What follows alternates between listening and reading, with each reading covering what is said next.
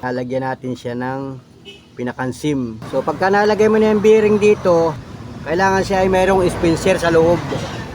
So ito yung dispenser, papasok siya dyan sa loob. Wow! Alright mga idol, mga Panole friends, mga katricycle, mga kagulong, mga katuda. So ang content natin ngayon, itong tricycle na ito mga idol, ay nabasag ang bearing ng gulong sa parting side wheel mga idol. So subaybayan nyo aking vlog hanggang sa dulo at para makita ninyo yung bearing sa gulong ng tricycle bakit nabasag. At syempre papalitan natin mga idol. So let's go mga katuda, mga kagulong. Sana subaybayan nyo aking vlog hanggang sa dulo. Big shout out sa lahat ng mga magta-tricycle sa buong Pilipinas. Nagta-tricycle ka man, may sarili ka man tricycle, unang lalabasan ka, nagbaboundaryhan ka, para sa iyo ang vlog na ito mga idol. Kaya mayroon kang idea kung paano nababasag ang bearing sa gulong at paano siya palitan. Alright, let's go mga idol. Shout out. Let's go. So kailangan siyang itaas. So kailangan natin ng kahoy. So wala tayong pangkalang na bakal. Kailangan siyang itaas. Yan, ito yung gulong ng side wheel ng tricycle. So tricycle yan mga idol oh. Yan yung ating tricycle. Yan. At ito ay nabasag ang bearing oh. Yan oh. Ibig sabihin umuuga-uga na siya oh. So hindi na siya pwedeng gamitin. Kagabi ay paggarahe natin ay napansin ko biglang naglagatok yung bearing, tapos tuloy na siyang nabasag. Yung isang bearing dito sa kabila ay lumabas na oh. Yan, naglabas na siya. Bearing yung kabila ang nabasag. So tara, let's go. At itinaas ko nga. Yan. Pataas na siya. Yan, umiikot pa naman siya. Kaya lang hindi na siya pwedeng gamitin pampasada. Kailangan siya ayusin muna. Kakalasin natin yung ihi. Yan, bago ko yung kalasin mga idol, ay bumili na muna tayo ng bearing na pampalit natin. Yan. Yan, ito na yung dalawang bearing na binili natin. So, let's go mga idol at mamaya ipapakita ko sa inyo yung hugis nitong bearing na ito. Bago ito, dalawang piraso. At yan ang ikakabit natin dito sa nabasag na bearing. So, ang una natin gagawin ay kakalasin yung ihi nung gulong gamit ang open 22 ang open natin.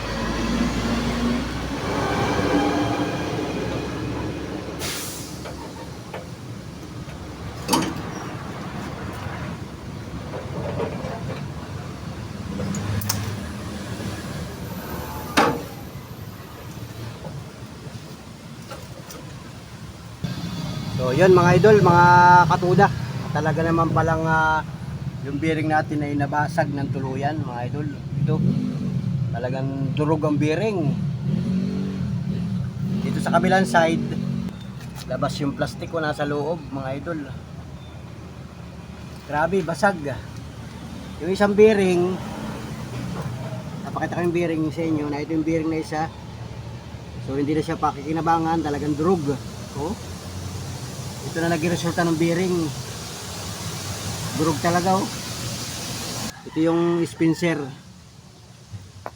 Yung kabilang side na bearing ay na ito. Buo pa siya. So pero may tama na rin mga idol oh. Hindi na rin siya pwedeng gamitin kasi lumabas na rin yung cover niya mga idol. Yung nabasag na bearing, itong side na ito, yung pinakang bearing na yan pa oh sa loob. So tatanggalin natin yan. Naiwan kasi yung bearing sa loob. Tatanggalin natin yan. Ito naman kabilang side ay natanggal na yung bearing. Itong luma, kumalas na siya kasi maluwag na. Kakalasin natin yung bearing na luma. Ayun sa ilalim. So kailangan natin siyang sinsilin. Gamit natin ang martilyo.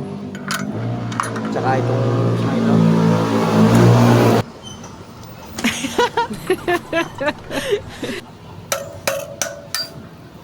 Yun, madali siyang tanggalin. Yun, natanggal na oh.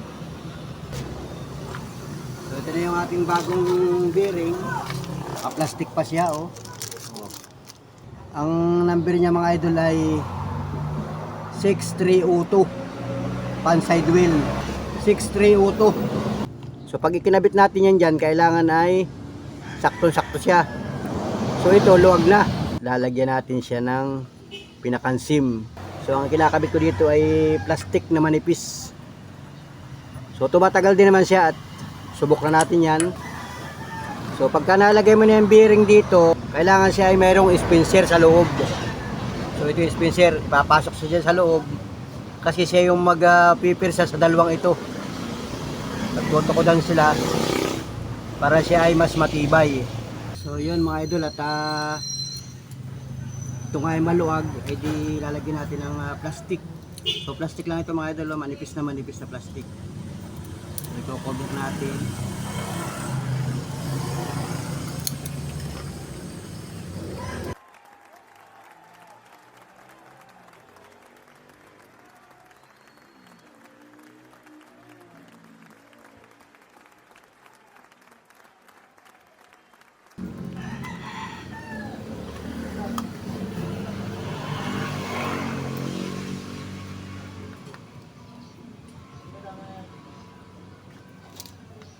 Kailangan ay mahigpit siya.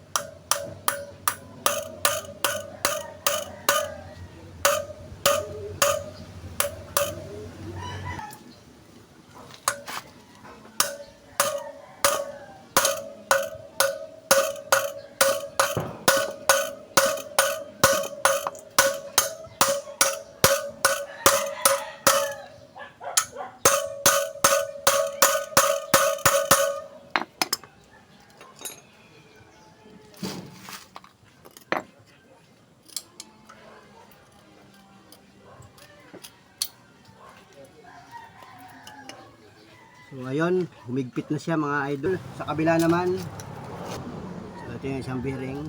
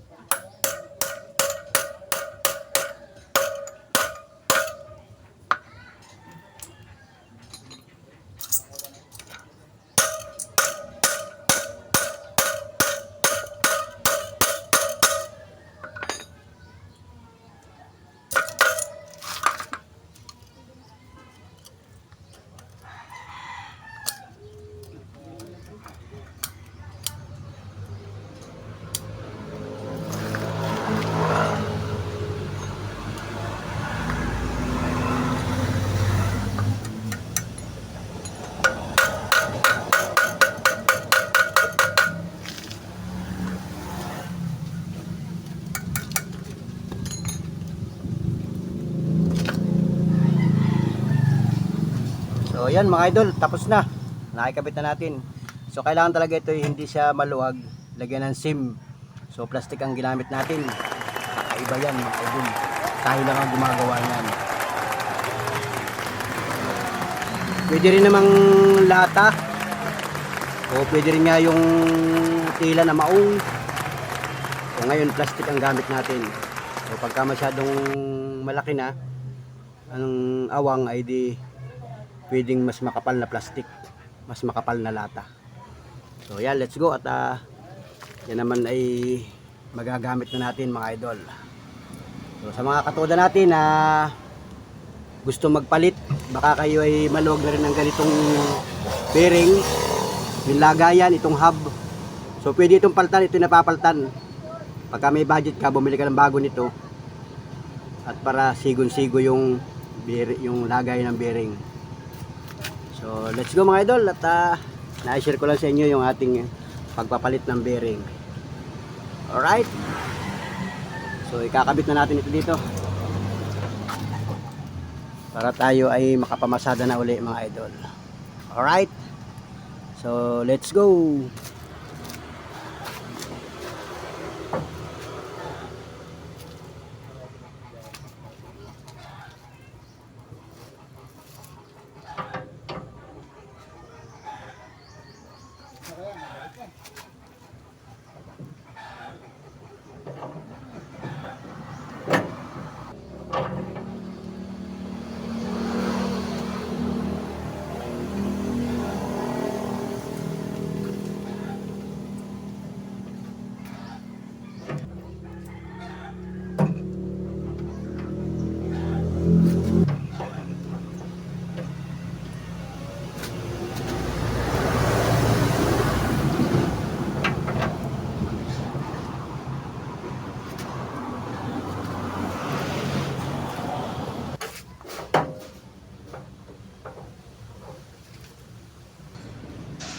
So yun, at hinihigpitan natin yung nut ng ihi para okay na.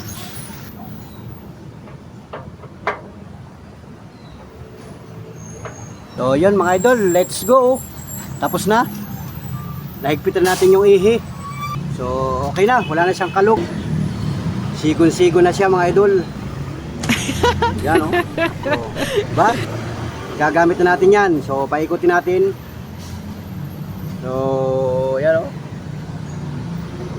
Okay mga idol. Oh, diba? So, okay na yan mga idol. Matibay na yan. So yung plastic, pwede naman palang gamitin pang sim ng bearing. So hindi kayo maniniwala, yung hulihang gulong natin plastic din ang nakalagay. So matagal na, ilang taon na siyang nakakabit doon, hindi siya nakakalas mga idol. O, di ba? Patunayan na ang plastic ay pwedeng pang sim ng bearing. Sa unahan, panghulihan, pang side wheel. Pwede yan mga idol. Ang hindi lang tumatagal ay yung bearing. Kasi yung ating bearing ay local. So kung matatanong ninyo magkano ang bearing na bili natin, yung isang piraso na bearing ay halagang 45 pesos. So mura lang siya. Conforme sa klase ng bearing, conforme sa pangalan. Mayroong mamahalin mga idol. May tigo 80, may tigi 100. Conforme kung anong gusto mong bearing. Conforme sa brand mga idol. So ang binili natin ay yung tig po 45 pesos lang dito sa amin. So bali dalawa, 90 pesos lang mga idol. Diba? Gagamit na natin yan. Yan o, diba? So let's go mga idol. Thank you for watching mga katuda, mga katricycle. Kung ang problema nyo ganito, aba, magpalit na kayo mga idol. Alright. So let's go mga idol. I need somebody who can love me and my worth. No, I'm not perfect, but I hope you see my worth. 'Cause it's only you, nobody knew I put you first. And for you, girl, I swear I do